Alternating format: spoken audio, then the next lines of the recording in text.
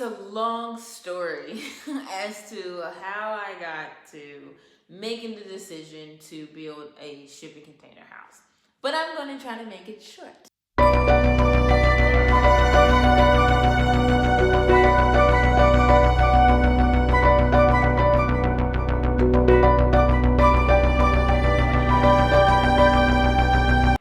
So, over the course of 12 years, I have been infatuated with tiny house living. I discovered them when I was a sophomore in college after scrolling through Pinterest one day.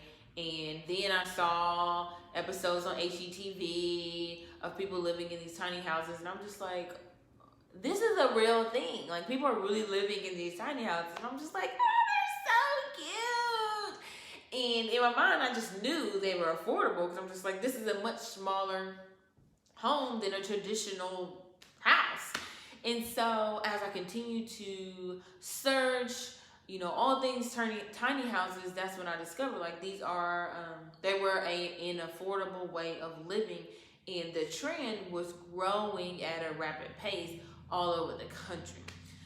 And so fast forward, year after year after year, this tiny house was always on my vision board. And during the pandemic, like a lot of us, it caused us to kind of be able to pause and be still in our lives and really reflect on our lives, or at least that's what happened for me. And during that time of reflection, I really sat down and had to ask myself, like, Ty, what is it that you want? And my answer would just be everything that's on my vision board.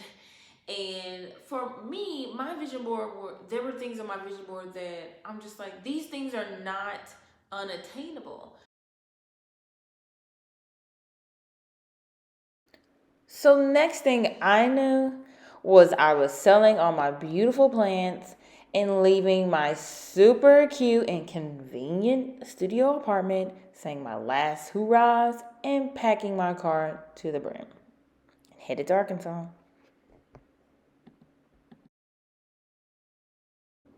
So when I decided that I was going to build a shipping container house, I found this amazing layout and fell in love. Okay, I was sending it to literally everybody and was like, yeah, this is going to be my house and I'm going to do my laundry room like this and this and this and that. Thinking that it was only 2 containers. I couldn't tell from looking at it with my naked eye that it was actually 4 containers. Hello.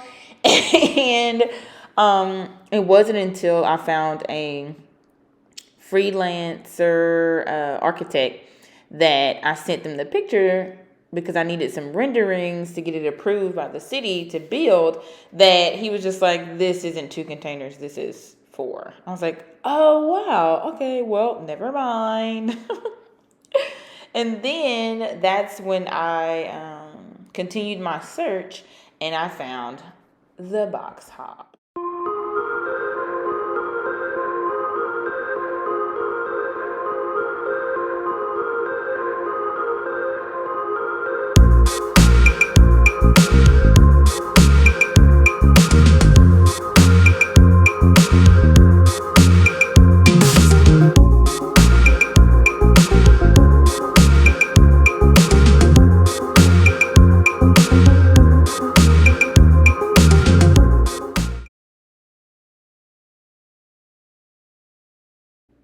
So of course I'm like to my freelancer, hey, can you design me some renderings that look similar to this house? I was so in love.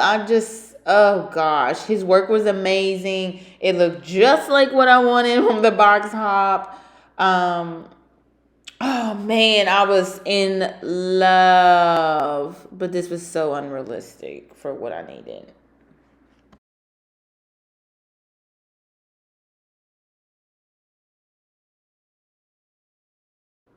My reality ended up being a 1 bedroom, 1 bath instead of a 2 bedroom, 2 bath house. I was just being very unrealistic and super indecisive with the layout. So I just ran with what I originally had and just dropped a bathroom in a bedroom and just rolled with what I needed. My foyer, which was so important to me. I don't know why. I just really wanted one. At this point, honestly, we don't actually have a ton left to do. As you'll see in some of these pictures, and maybe you can't really tell. Um, and of course, I'm going to continue to do progress videos so that you guys can kind of stay in the loop with this build. But there's not a ton left to do. We have a little bit of insulation that needs to be finished and drywall, crown molding, paint, kitchen and bathroom backsplash, and a couple of adjustments to my front door, my bedroom door, and then the flooring. And that's the bulk of like the major stuff that has to get done. I mean, the landscaping, and I'm just mentioning the stuff on the inside, but the outside of the house that's left to do is like the landscaping. We do have to re-level the house. The house is not totally leveled, it's off by like 2 inches, which makes a huge difference. I do have to get it leveled, like completely leveled, and I'm actually going to go through a company to get that done because we would need way too many hands to actually level it, because it got leveled how it is now with just me and my dad, and it just was not realistic. All right, so that's gonna wrap up where we are with the build, and I'm so excited to take you guys on this journey as we continue the finishing touches of the build and everything else that is to come with the house and decorating and organizing. I'm so excited. That's my most favorite part about any home, and I'm so excited to be able to share this with you guys. So if you haven't already, click that subscribe button and join me. Hello, who would want to miss this? Tell a friend to tell a friend. Peace. If you like this video and would like to see more on my shipping container home build, or want to learn more about alternative living spaces, or how you too can build the life of your dreams, then click that subscribe button and I'll see you on the next one.